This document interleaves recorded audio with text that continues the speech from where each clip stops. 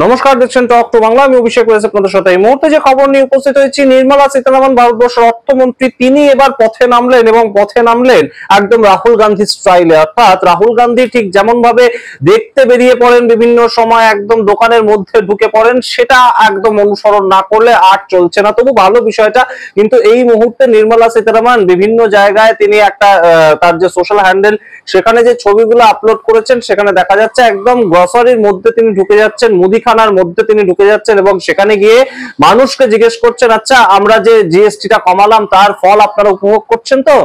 এই বিষয়টা এখন নির্মলা সীতারামন সম্পূর্ণভাবে জাজ করছেন পুরো বিষয়টাতে।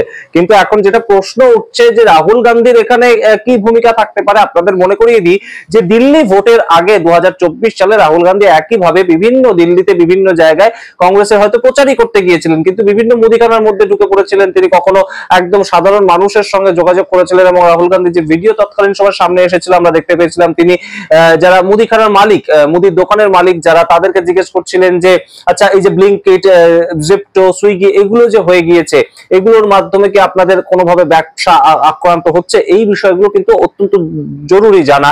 একটা ইকোনমি, সেটা একটা নতুন যে প্রযুক্তি, তার সঙ্গে কতটা ঠিক খাপ খাইয়ে নিতে পারছে। তার কারণ প্রত্যেকটা পাড়াতে, প্রত্যেকটা গলিতেই প্রায় একদম শহর কেন্দ্রিক যে অঞ্চলগুলো, সেখানে মুদিখানার দোকানটা কিন্তু থাকাটা একটা মাস্ট বিষয়।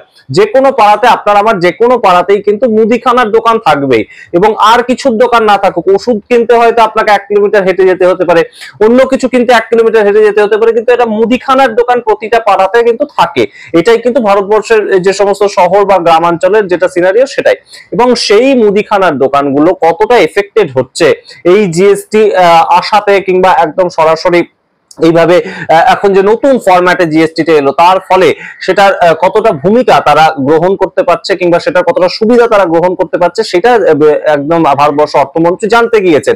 এবং সেখানে গিয়ে যে ছবিটা উঠে এসেছে সেগুলো তিনি আপলোড করেছেন। এবার আপনাদের একটা রীতিমতন ইন্ডেক্স বলে দিই যে গতকাল থেকে এই জিএসটি লাগু হওয়ার কথা ছিল, গতকাল 22শে সেপ্টেম্বর থেকে, কিন্তু সারা কলকাতা জুড়ে কেন, সারা দেশ জুড়ে বিভিন্ন জায়গায় সমস্ত জায়গার দোকানিরা একটাই কথা বলছেন যে আমরা যে স্টকটা তুলেছি সেইটা তো আগের জিএসটি দিয়ে আমরা তুলেছি, তাহলে এখন নতুন জিএসটি তে বিক্রি করব কি করে? এই বিষয়টা সাধারণ মানুষকে ফেস করতে হচ্ছে, সেটা দেশের অর্থমন্ত্রী ফেস কিন্তু করছেন বলে এই মুহূর্তে অনেকেই মনে করছেন না। তার কারণ অর্থমন্ত্রীকে জিজ্ঞেস করা হয়েছিল, আচ্ছা পেঁয়াজের দাম এত বাড়ছে কেন কয়েকদিন আগে, আপনাদের মনে থাকবে উনি উত্তর দিয়েছিল, আমি পেঁয়াজ খাই না তাই বলতে পারবো না পেঁয়াজের বিষয়। সুতরাং এই অর্থমন্ত্রী হঠাৎ করে এখন রাস্তায় নেমে পড়েছেন বিহার ভোটের আগে, এবং সেই ছবিগুলো একদম সরাসরি আপলোড করছেন তার সোশ্যাল মিডিয়াতে, এবং সেগুলো অবশ্যই ভোটের ক্ষেত্রে একটা বড় প্রভাব ফেলবে বলেই মনে করছে দেশের রাজনৈতিক পর্যবেক্ষকরা। কিন্তু এই বিষয়টা যেটা উঠে আসছে যে এই জিএসটিটা চাপানো হলো কেন 2017 সালে, একদম মধ্যরাতে চাপানোই বা হলো কেন, যেটার নাম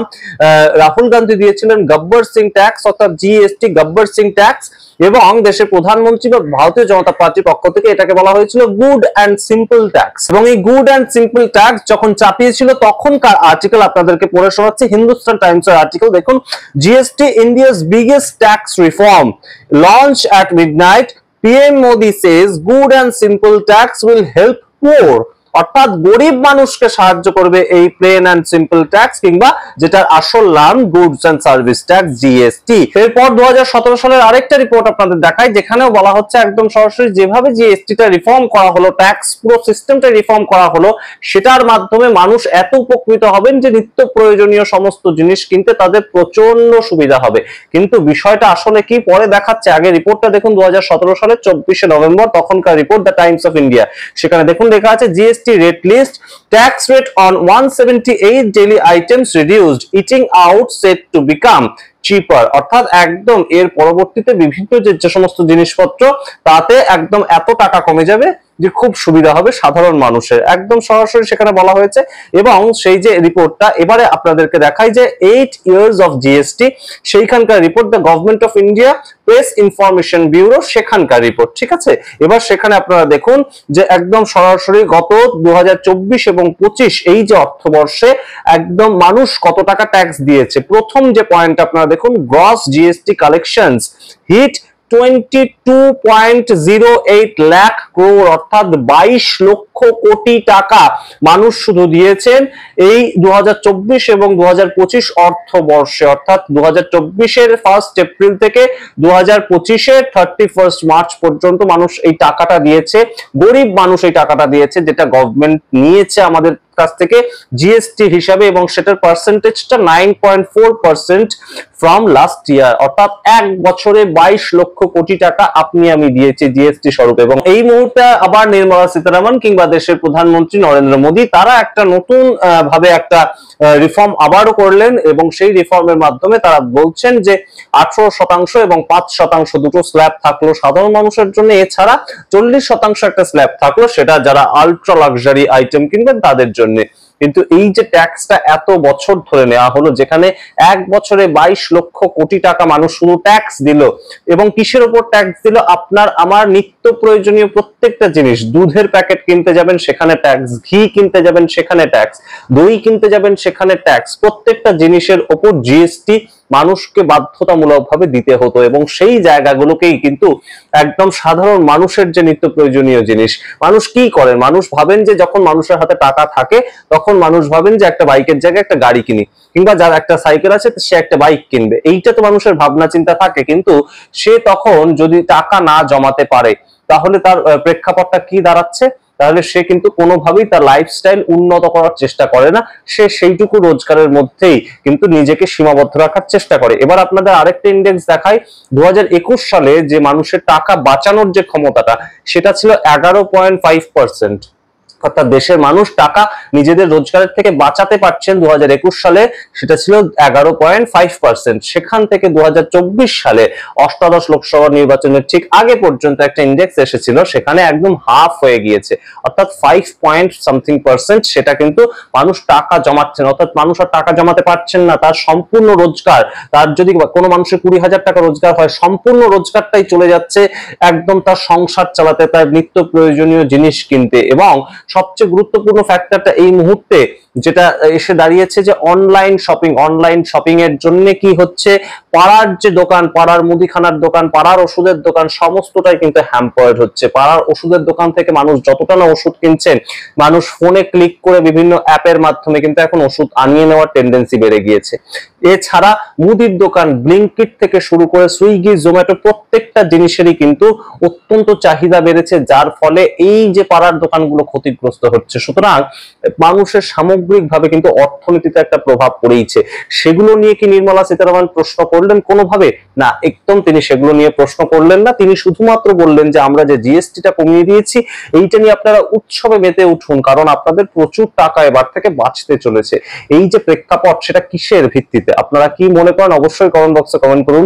এই মুহূর্তে সারা দেশ কিন্তু মনে করছে যে সামনে বহু কটা রাজ্যে ভোট রয়েছে, এবং সামনে সেই ভোটগুলোকে কোথাও গিয়ে একটা পলিশ করার মতন, অর্থাৎ মানুষকে এত সুবিধা আমরা দিচ্ছি, অর্থনৈতিকভাবে আমরা স্বাবলম্বী করার চেষ্টা করছি, সেটা দেখানোর জন্য এই জিএসটি রিফর্ম। এবং সেটা নিয়ে এইভাবে রাস্তায় নামতে প্রথমবার দেখা গেল নির্মলা সীতারামনকে। এর আগে কি আপনারা খুব মনে করতে পারেন যে নির্মলা সীতারামন একদম দোকানে দোকানে গিয়ে জিজ্ঞেস করছেন, মানুষকে গিয়ে জিজ্ঞেস করছেন যে আপনাদের কি অবস্থা, কেমন ভাবে আপনারা ট্যাক্সটাকে এনজয় করছেন? এর আগে আপনারা মনে করতে পারেন? এত বছরের তিনি অর্থমন্ত্রী, সেরকম কিন্তু ছবি খুব একটা উঠে আসেনি। হঠাৎ কেন এই ঘটনাগুলো ঘটছে?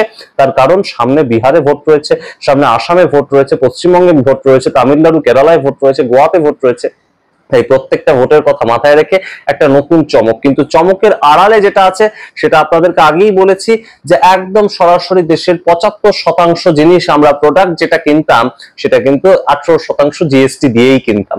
সুতরাং আপনাকে এবং আমাকে সম্পূর্ণ যতটা দেখানো হচ্ছে ততটা আসল নয় হয়তো ফটোয়াটা। বেশ কিছু প্রোডাক্ট আমরা কিনতাম 28% জিএসটি দিয়ে, সেটা কিন্তু অবশ্যই কমে আসছে 18%তে, 10% আমরা ছাড় পাচ্ছি, সেটা ঠিক একদম। কিন্তু ম্যাক্সিমাম প্রোডাক্ট আমাদের ডেইলি যেগুলো, সেই প্রোডাক্ট গুলো কিনতে কিন্তু আমরা আগেও 18% জিএসটি দিতাম, এবং এখনো 18% জিএসটি দেব। এবং সরকার যে টাকাটা আমাদের থেকে জিএসটি হিসেবে গ্রহণ করে, অর্থাৎ এই যে ইন্ডেক্সটা আপনাদের দেখালাম যে গত 2024 এবং 2025 অর্থবর্ষে গরিব মানুষ কিংবা মধ্যবিত্ত মানুষের থেকে বা দেশের মানুষের থেকে সরকার 22 লক্ষ কোটি টাকা গ্রহণ করেছে। সেই টাকাটার কিন্তু 70 থেকে 75% ইকোনমিস্টরা বলছেন 18% জিএসটি সেটার মধ্যে থেকেই তারা গ্রহণ করেছেন। সুতরাং আপনি আমি যতই এই মুহূর্তে আমাদেরকে বোঝানোর একটা চেষ্টা করা হোক না কেন জিএসটি রিফর্মের জন্য অত্যন্ত সমস্ত মানুষের কাছে প্রচুর টাকা জমে যাবে, সেটা কি আদৌ হবে নাকি সমস্তটাই একদম একদম থিওরিটিক্যাল জায়গায় থেকে যাবে, প্র্যাকটিক্যাল সেটার কোনো ভিত্তি থাকছে না? আপনারা কি মনে করেন অবশ্যই কমেন্ট বক্সে কমেন্ট করুন। দেখতে থাকুন টক টু বাংলা, অবশ্যই টক টু বাংলা ইউটিউব চ্যানেলকে সাবস্ক্রাইব করে দিন। ধন্যবাদ।